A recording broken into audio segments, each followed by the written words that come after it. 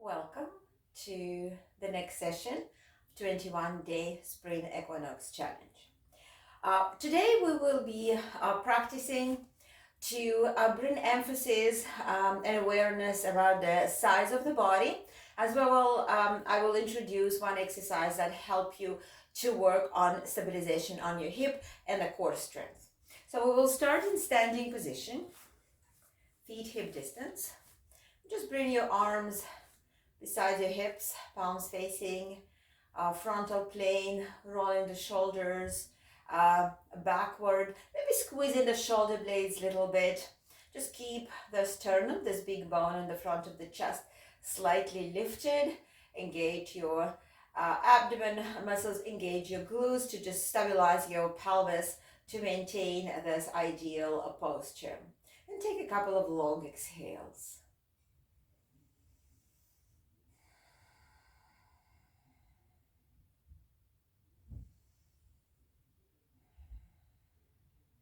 Then we will release the arms aside of the hips, and we'll still bring the body weight from one foot to another foot, pressing the hip away, and try to move your shoulders to the opposite direction, as well as have a little bit of the side bend in your neck and head. So make sure that your neck is continuation of this curve that we create. So don't keep the neck in position where the side of the neck is tense. Just warm up and start bringing the body weight more and more to the side. You might find that you want to step a little bit wider to do this, and maybe start lifting your heel off the floor. So take just two more to both directions without arms, and then we're going to move the hips to the left. We're going to take the left arm overhead, and here we will pulse, thinking of the tip of the fingers going away from the shoulder and hip, and pulse. Think of pushing the hips to the left for 3, 2, and 1, and then come back to the center. Take a moment here, already feeling the difference on the size of the body. And then we're going to move the hips to the right, maybe lifting the heel off the floor, dropping the head just a little bit, feeling the both sides of the neck long. We're going to add the arm and trying to reach with the tip of the fingers away and pushing the hips to the opposite. And going for 5, 4, 3, 2, and 1. And come back to the center. Let us split the feet a little bit wider, and just come to the couple of squats here. This time again, having your knees above your heels and letting the knees to come away, not inside, not to the front, but away. Feeling a stretch on the inner thighs. And then when you feel that you're ready, you can just stop here in this squat position. Bring the hands to the hips first, and just move the head from side to side. So here in this position, your hips are locked. So you need to work a little bit different to go from side to side. And then when you're ready, we're going to go to the right. We're going to take the left arm off the floor, and we'll pulse here for 5, 4, 3, 2, and 1. And come up and just give your legs a bit of a rest. Exhale, and then come back again, finding your squat, and then come into the side bend, taking the right arm over the head and pulsing here for 5, 4, 3, 2, and 1, and come all the way up. Exhale. So go toes, heels, a little bit closer position. Just stretch your quad maybe a little bit here, and we'll just bring the hands to the hips, or you can hold some support, the chair or the wall, and we'll go into the hip circles that we practiced early in the challenge. So coming into circular movement, lifting the knee up, opening the hip, and then rotating the hip and bring the knee back and release. If you're able to do it Without support, you're definitely working already on the stabilization of the hip and the core strength. So one more time, lift the knee, open and rotate, bring the knee behind and release. So maybe shake the standing leg, finding yourself grounded through the right leg, stabilize your hip, engage your core. If you need, you hold in the wall and then lift the knee up and go into circular movement, back and in, and release, and again, lift the knee, rotate back, and go opposite, and release, and one more time, lift, go back, and again, and release. Shake your legs. So let us now go to the side bend in a little bit different way. So the previous we were creating the stretch. This time we will bring the body weight to the right foot and really need to stabilize the hip before we continue. So when you feel that you engage in your glute, your lower abdomen, rectus abdominals, those six packs muscles, obliques, you start bringing the body weight to the right leg and lifting the left leg off the floor. And you start hinging to the right, and think of a hinge not from the waist, but from the hip. You lifting the leg, and only then you drop the torso to the right. Flex the left foot, pull the heel into the hip socket. You might take your arms wide. You might definitely go lower if you can. Focus on stabilization of this hip, but help with the other hip to get the full control of your pelvis. Arms here, 4, 5, 4, 3, 2, and 1, and we'll release. Shake your legs. Go into the other side. So first, just lift your right heel off the floor, stabilize your hip, engage, embrace your core. Think where the center of this pose is, all here. Have your knees soft. Lift your leg. Just feel first how the left leg, left hip supporting you, and then start lifting the leg. So think of lifting the leg up and lowering yourself. Try not to extend. Maintain here neutral spine. You can take your arms wide and you go then as low as it feels right for you, and hold. 4, 5, 4, 3, 2, and 1, and come all the way up and shake your legs. So this is a very simple hip stabilization exercise, just to be on one side, engaging the whole body. So let us again step into the wider legged position. Turn the right foot out, left foot in. So we're going to practice the triangle pose, but in a little bit maybe different that you get used to. So find your hip creases and push your hips to the left. So again, you're not folding from the waist area, you're folding from the hip. Make sure your shoulders are parallel to the side of the mat. Go in here, bring your gaze above the left shoulder, and then we're going to extend the right arm parallel to the floor as far as you can go, and you can bring your left arm up. Not necessarily up toward the ceiling, perpendicular to the floor, but think of external, focus on external rotation of the shoulder, and then reach with the tip of the fingers away from the shoulders and push the hips to the opposite direction. Keep your left leg back, leg supporting here. Embrace your core again. Don't extend through the low back. Don't let the ribs to flare. Hold and come up. So if the distance between your feet works for you, so turn the right foot in a little bit, left foot out. Rotate the right hip slightly in. From the hip crease, start finding your triangle. Not necessarily you have to go low parallel to the floor.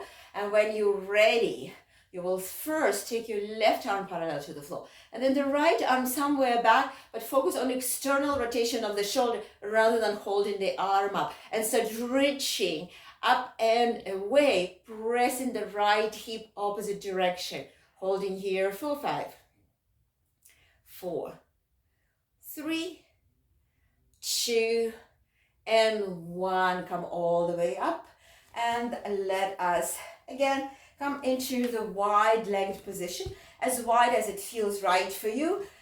Toes out, and we're gonna come from one foot to another foot, lifting the toes. And some of you will stay on this height from the floor. Some of you can go a little bit further. You can come all the way down to touch the floor, lifting the toe and lifting the back heel, keeping the torso straight. And then you might go as low as it possible. You to the other side and rotate, externally rotate your hip, lift your toe up.